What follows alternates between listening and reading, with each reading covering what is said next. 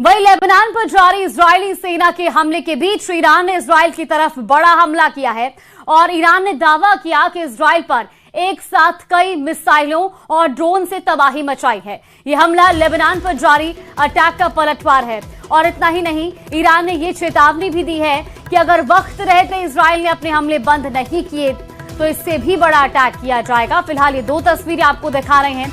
तो एक बार फिर से यहाँ पर मिडिल ईस्ट में जंग जैसे हालात बन चुके हैं। एक बार फिर हमले किए गए हैं। इजरायल के शहरों पर मिसाइल और ड्रोन अटैक की तस्वीरें आपको दिखा रहे हैं। इजरायली सैन्य ठिकानों को भी निशाना बनाया गया है। ईरान ने इजरायल के कई शहरों पर अटैक किया गया है और इसमें लेबनान पर अटैक के जवाब में ये कार्रवाई की गई है। तो ये बड़ी खबर आपको बता रहे हैं। इजरायल के शहरों पर मिसाइल और ड्रोन से अटैक की कुछ तस्वीरें भी आपको टीवी स्क्रीन पर दिखा रहे हैं। ये दो तस्वीरें हैं जहां इजरायली सैन्य ठिकानों को भी निशाना बनाया गया है, कई शहरों पर अटैक किया है।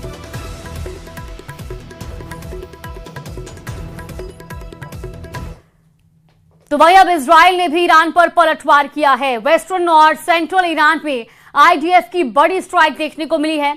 ट्रंप के मना करने के बावजूद इजरायल ने यह हमला किया है। तबरीज और इस्फहान में भी इजरायल ने बम दागे हैं।